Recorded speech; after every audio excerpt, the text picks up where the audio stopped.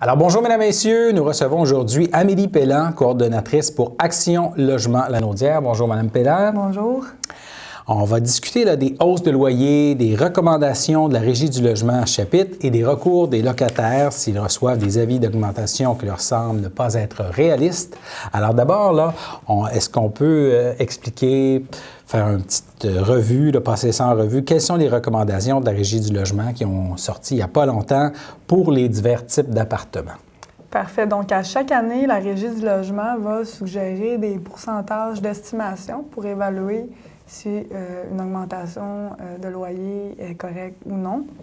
Donc, cette année, on parle de 1,2 % pour les logements dont le locataire assume les frais d'électricité, de chauffage. Oui. Par contre, si les frais de chauffage sont assumés par le propriétaire, au niveau de l'électricité, ce serait 1 %, au gaz 1,4 % et mazout 0,6 %. Il faut savoir, par contre, qu'on ne peut pas uniquement tenir compte de ces pourcentages-là.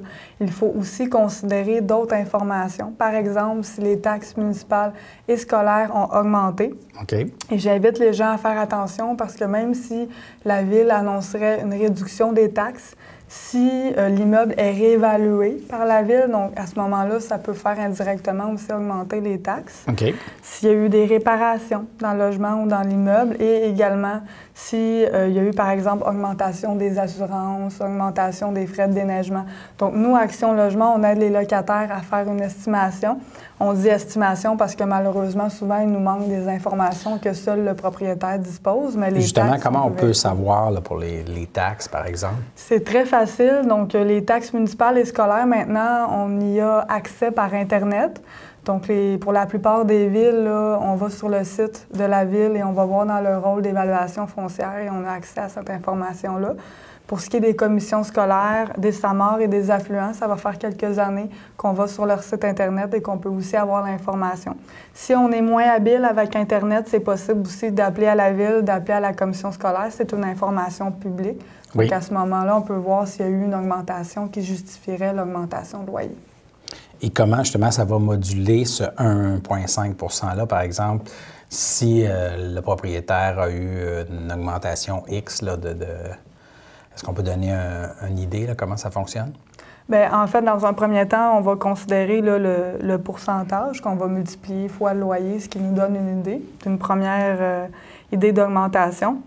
On va aussi comparer l'augmentation au niveau des taxes, qui va être divisée par le nombre de logements dans l'immeuble, parce que c'est pas chaque locataire qui assume au complet là, la hausse des taxes, et divisé par 12 mois. Donc, ça nous donne une idée, là, par mois, ça peut être combien. Pour ce qui est des réparations, au niveau du logement, la Régie a statué 3,6 %. Donc, on va multiplier fois ce pourcentage-là, ce qui fait que le locataire n'assume pas le montant total. Là, et il faut que ça soit dans la dernière année. Exactement. Donc, théoriquement, actuellement, en 2019, donc on ne peut pas augmenter le loyer en prévision d'une réparation qu'on va faire en 2020. C'est la réparation qui a eu lieu dans la dernière année. Aussi, cette année, on est conscient qu'il y a eu un gros rehaussement du pourcentage au niveau de la Régie du logement. Donc, les années antérieures, c'était beaucoup moins élevé. Donc, c'est sûr que pour cette année, on peut s'attendre à des augmentations plus élevées, là. Mais il faut aussi considérer les taxes municipales et scolaires, les autres informations que je vous ai données. Et comment les propriétaires doivent procéder là, pour signifier une augmentation à venir? Idéalement, ils devraient utiliser le modèle de la Régie du logement. Il y a un modèle d'avis d'augmentation de loyer. Ils peuvent le remettre en personne au locataire, mais faire signer une accusé-réception ou l'envoyer par courrier recommandé. À ce moment-là, le locataire a 30 jours pour donner sa réponse et ce délai-là est très important parce que dépasser le délai de 30 jours, vous êtes considéré avoir accepté l'augmentation de loyer et le bail est renouvelé. Récemment, on a eu des locataires qui ont communiqué avec nous des augmentations très élevées et je vous mens pas, 80 $ par mois. On a un autre locataire, 200 $ par mois. Donc, le 30 jours est important là, pour contester ces augmentations-là. Et si le 30 jours est passé? Le bail, à partir du 1er juillet, est renouvelé au montant que le propriétaire va avoir indiqué. Il faut être conscient aussi que le propriétaire pourrait tenter de modifier d'autres choses que le loyer, d'autres conditions au bail. Donc, il faut être attentif.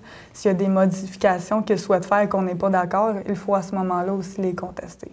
Et les modifications se doivent aussi d'être signifiées par écrit au locataire. Exactement, toujours par écrit. Et le locataire qui répond à l'intérieur de 30 jours, lui aussi devrait envoyer une lettre recommandée? Tout à fait, pour avoir une preuve que le propriétaire a reçu la lettre. Et quels sont les recours là, si un locataire considère que l'augmentation est excessive? Il répond, par exemple, à son propriétaire pour lui dire qu'il conteste son augmentation? Exactement. Nous, à ce moment-là, on peut aider le locataire à faire une estimation ou même à écrire une lettre. Et à ce moment-là, on peut faire une contre-offre au propriétaire selon l'estimation qui est faite. À ce moment-là, souvent, les litiges se règlent à l'amiable parce que le propriétaire, parfois, est conscient qu'il a demandé peut-être un petit peu plus que qu'est-ce qu'il avait droit. Donc, le propriétaire préfère mieux une entente que d'aller à la régie, payer la demande, les frais. C'est une perte de temps pour tout le monde. Donc, si on peut régler ça à l'amiable, c'est toujours mieux. Par contre, s'il n'y a pas d'entente, dans les 30 jours du refus du locataire, le propriétaire doit aller à la régie du logement pour faire une demande, pour faire fixer le loyer. S'il ne le fait pas, le bail se renouvelle à ce moment-là aux mêmes conditions. Donc, le propriétaire doit faire cette démarche-là, sinon s'il veut contester le refus du locataire.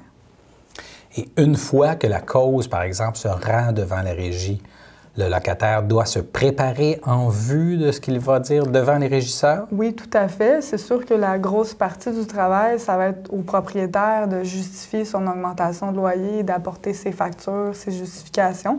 Tant qu'à lui, le locataire, c'est de démontrer s'il y a des éléments qui sont non fondés, d'argumenter. Par la suite, il faut respecter la décision du juge. Donc, ça pourrait arriver que la décision du juge soit moins élevée que ce que le propriétaire demandait. C'est assez rare, mais dans certains cas, ça pourrait être plus aussi. Donc, c'est pour ça que c'est important de faire une estimation pour s'assurer qu'on ne conteste pas non plus une augmentation qui va s'avérer peut-être plus élevée. C'est assez rare, là, mais ça pourrait arriver.